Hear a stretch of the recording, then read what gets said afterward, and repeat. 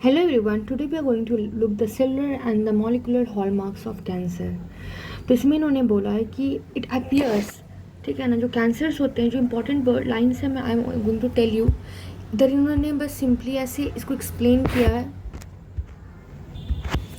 कि एक more tractable और कॉन्सेप्चुअली सेटिस्फाइंग जो वे होगा to think about the biology of cancer is to consider the common diverse property, मतलब कि डाइवर्स प्रॉपर्टी कैंसर सेल का, जिससे कि हम लोग डाइवर्स जीनोमिक और एपी जीनोमिक अल्टरेशन को पता कर सकें। इसमें बेसिकली उन्होंने ये बताया कि इट अपीयर्स दैट जितने भी कैंसर्स हैं, ठीक है ना, वो डिस्प्ले करते हैं कितने 8 फंडामेंटल चेंजेस। तो ये हमें याद रखना कि 8 fundamental changes in the cell physiology and that is consider as the hallmark of cancer.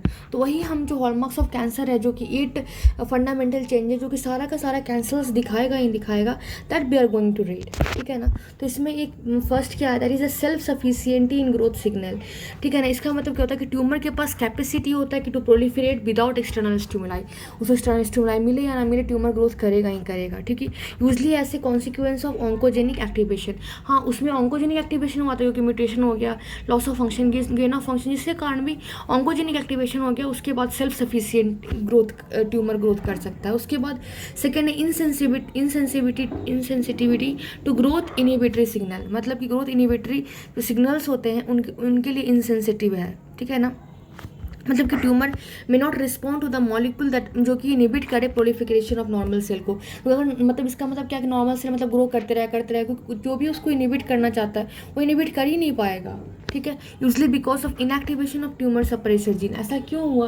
क्योंकि जो ट्यूमर सप्रेशन जीन जो उसको एक्टिवेट कर रहा था, उसको वही इनएक्टिवेट, उसका फंक्शन काम नहीं कर रहा था। That encode the component of growth inhibitory pathway, ठीक है। सेकेंड हो गया, तो पहला क्या है, self sufficiency in growth signal, ठीक है, खुद में ग्रो कर सकता है विदाउट एन एक्सटर्नल स्टिमुलाई, मतलब ग्रोथ हो सकता है tumour. Second is insensibility to growth inhibitory signal, मतलब ग्रोथ इनिबिटरी सिग्नल के लिए इनसेंसिटिविटी है। Third is the altered cellular metabolism, मतलब कि ट्यूमर सेल जो होता है अंडर वो करता है metabolic switch to aerobic glycolysis, ठीक है ना। मतलब कि ट्यूमर सेल एरोबिक ग्लाइकोलिसिस में चेंज कर लेता है। इसको बोलते हैं वारबर्ग इफेक्ट, जो कि इनेबल करता है synthesising of macro molecule and organelle, जो कि that are needed for rapid cell growth. मतलब कि ट्यूमर सेल क्या हो गया, एरोबिक ग्लाइकोलिसिस में अपना मतलब कि स्विच कर लिया, जिसको बोलते हैं वारबर्ग इफेक्ट। और जिससे क्या होता है कि मैक्रो मॉलिक्यूल का सिंथेसिस हो जाता है, और ऑर्गेनली का भी, जो कि हमें रिक्वायरमेंट होता है for the rapid cell growth. This is the altered cell metabolism. फिर उसके बाद क्या, इवेजन ऑफ एपोप्टोसिस, मतलब जो ट्यूमर जो होते हैं वो रेजिस्टेंस होते हैं to program cell death. Tumour क्या होता है, रेजिस्टेंस होते हैं टू प्रोग्राम सेल डेथ। तो अगर रेजिस्टेंस है प्रोग्राम सेल डेथ के लिए, मतलब कि एपोप्टोसिस नहीं कर पाएगा। ऐसे एपोप्टोसिस से भी सेल डेथ हो रहा था, बट अब एपोप्टोसिस भी नहीं हो रहा है, okay.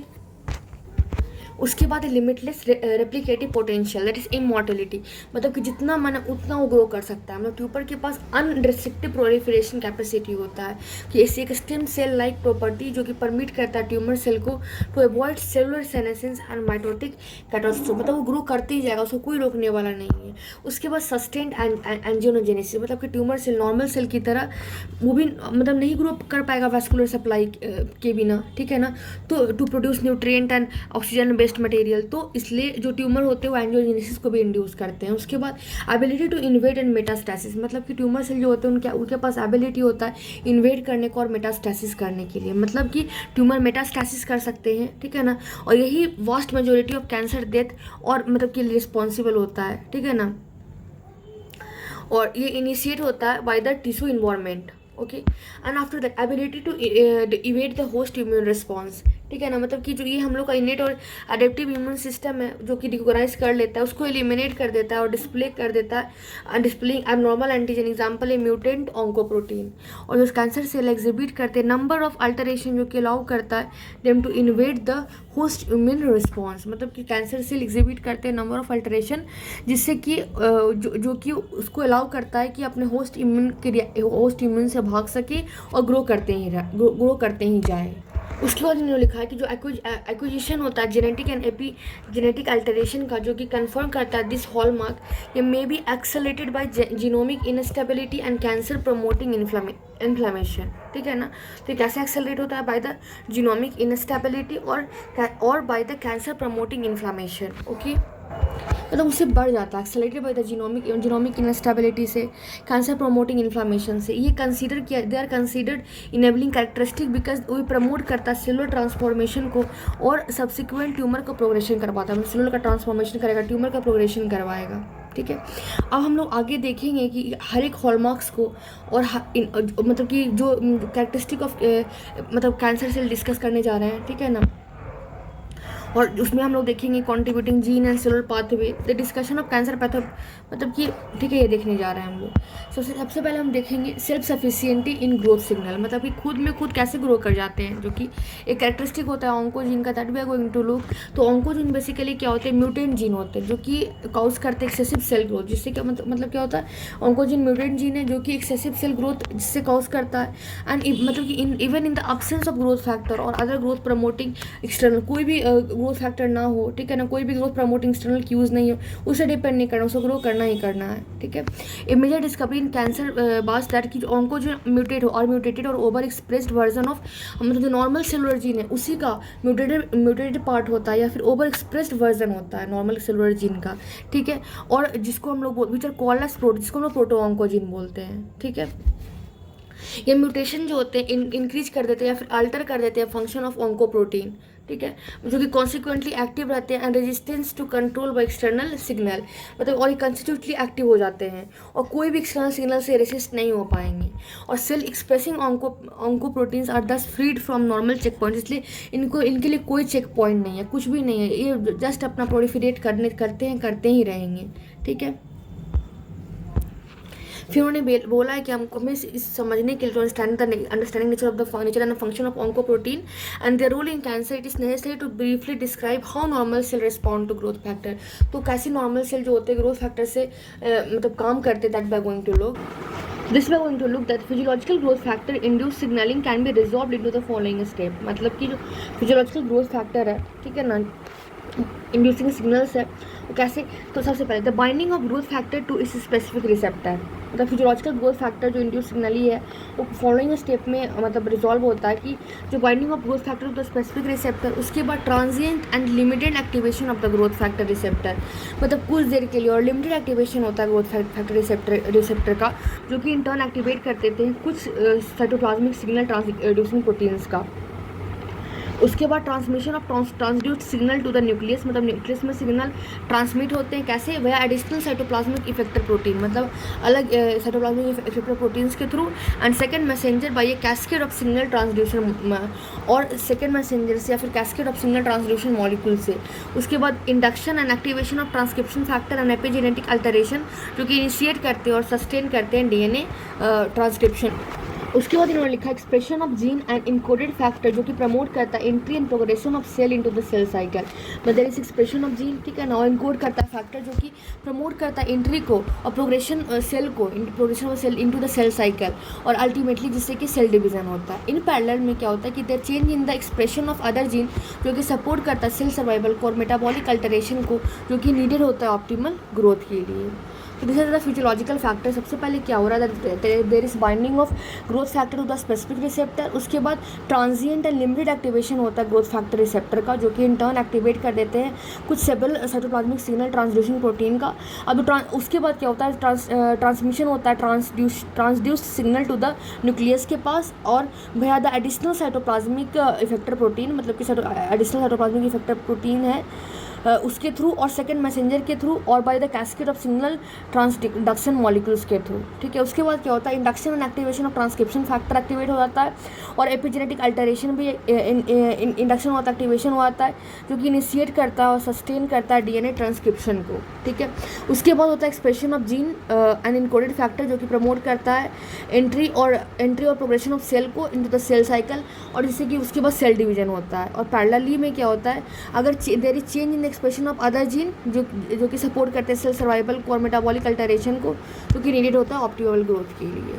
This was the thing. उसके बाद है कि abbreviation in multiple signalling pathway have been identified in the neoplasm, मतलब कि बहुत सारे मल्टीपल सिग्नलिंग पाथवे मतलब एब्रेविएशन दिखा है न्यूप्लाज्म में, and many components of this pathway act as मतलब, और बहुत सारे अगर म्यूटेशन हुआ आते तो ऑन्कोप्रोटीन की तरह काम करते हैं। ठीक है, उसके बाद कॉन्वर्सली बहुत सारे ट्यूमर सप्रेसर जो होते हैं एक्ट करते हैं बाय इनहिबिटिंग वन और more component of the same pro growth pathway, मतलब कि बहुत सारे ट्यूमर जो सप्रेशर होते हैं एक्ट कैसे करते हैं बाय इनहिबिटिंग एक या more component of the same pro growth pathway, ठीक है ना।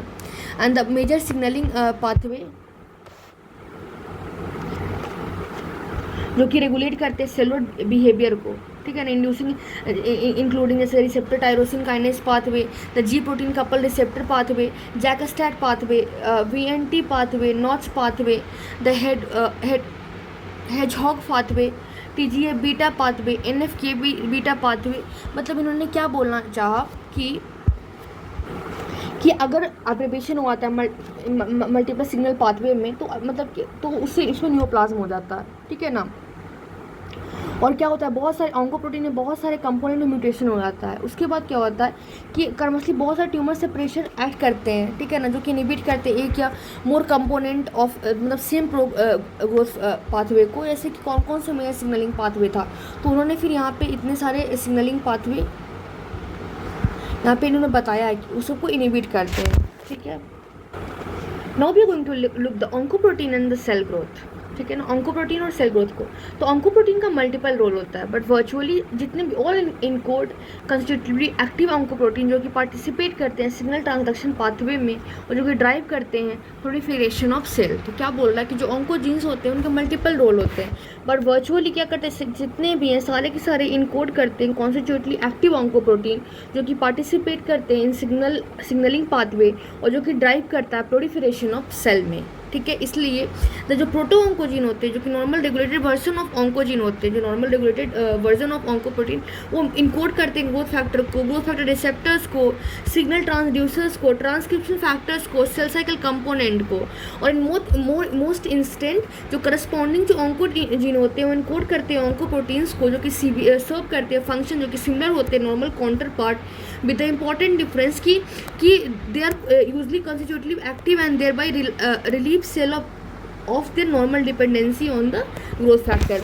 ये क्या बोल रहा है कि जो प्रोटो ऑन्कोजीन होते हैं नॉर्मल रेगुलेटेड वर्जन होते हैं, ठीक है ना, ऑन्कोजीन का। कैसे?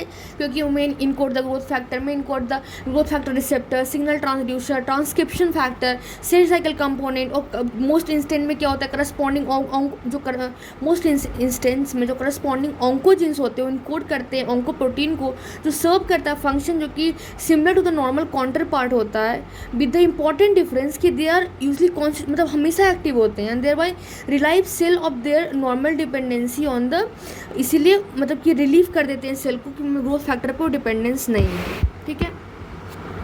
अब फॉलोइंग सेक्शन में हम लोग क्या देखेंगे कि a prototypic growth factor signalling pathway from the membrane to the nucleus, ठीक है, discussing at each step along the way some of the gene and factor that are most commonly dysregulated in the cancer। मतलब कौन कौन से factor जो है cancers में dysregulated हो गए, जैसे ग्रोथ फैक्टर हो गया, ग्रोथ फैक्टर रिसेप्टर्स देखेंगे, ठीक है ना। उसके बाद downstream component of the receptor tyrosine pathway kinase, ठीक, non receptor tyrosine kinase, transcription factors देखेंगे हम लोग, ठीक है ना, cyclin and cyclin dependent kinase देखेंगे। तो that we are going to look. सबसे पहले ग्रोथ फैक्टर, तो जो मोस्ट ग्रोथ फैक्टर्स होते हैं वो मेड कैसे करते हैं बाय वन सेल टाइप, इसलिए वो एक्ट करते हैं नेबरिंग सेल पे ऑफ ए डिफरेंट टाइप, ठीक है ना। मतलब कि मोस्ट ग्रोथ फैक्टर जो होते हैं वन सेल टाइप से बने होते हैं और एक्ट ऑन नेबरिंग सेल, ठीक है ना, बगल अगल के सेल में of a different type expressing the appropriate growth factor receptor. मतलब कि ग्रोथ फैक्टर रिसेप्टर जो शो करते हैं जैसे पैराक्राइन एक्शन। कुछ जो कैंसर सेल होते हैं वहाँ पर जो सिंथेसाइज करते हैं same growth factor to which जो they are responsive creating an autocrine loop. मतलब कि जबकि जो कैंसर सेल होते हैं सब कैंसर सेल सिंथेसाइज करते हैं मतलब वही ग्रोथ फैक्टर को जो कि मतलब जो कि वो रिस्पॉन्सिवनेस है ताकि वो ऑटोक्राइन मतलब खुद को खुद एक्टिवेट करके लूप चलते रहे। जैसे एग्जाम्पल आप देख सकते हो ब्रेन ट्यूमर, जैसे जिसको बोलते हैं ग्लियोब्लास्टोमास, और जो ऑफ्टन एक्सप्रेस करते हैं दोनों platelet derived growth factor PDGF and PDGF receptor, ठीक है ना, दोनों मतलब कि जो मतलब उसमें प्लेटलेट ग्रोथ फैक्टर्स भी कर रहे हैं PDGF ताकि, और many sarcomas they over express transforming growth factor alpha and it's receptor that is epidermal growth factor receptor. दोनों खुद को शो कर लेते हैं। तो इसलिए उनका डिवीज़न कंटिन्यूसली ग्रोथ चलते रहता है। फिर अब देखो ग्रोथ फैक्टर रिसेप्टर, बहुत सारे जो ऑन्कोजीन होते हैं वो इंक्लूड करते हैं ग्रोथ फैक्टर रिसेप्टर्स को, जिसमें of which the receptor tyrosine kinase जो होते हैं और the most important in the cancer, ठीक है ना। बहुत सारे large number of oncogene include करते हैं ग्रोथ फैक्टर रिसेप्टर्स को, जिसमें कि टायरोसिन काइनेज जो है सबसे इंपॉर्टेंट है, ठीक है ना। तो टायरोसिन काइनेज है रिसेप्टर, वो ट्रांसमेम्ब्रेन प्रोटीन होते हैं, जिसमें क्या होते हैं extracellular growth factor binding domain होता है, क्या होता है और एक साइटोप्लाज्मिक टायरोसिन काइनेज डोमेन होता है, ठीक है। नॉर्मली रिसेप्टर एक्टिवेट होते हैं transiently by binding to a specific growth factor, ठीक है। स्पेसिफिकली ग्रोथ फैक्टर से बाइंड करने के बाद एक्टिवेट हो आते हैं। एन इवेंट जो कि इंड्यूस करता है rapid change in receptor configuration to an active dimeric state, ठीक है।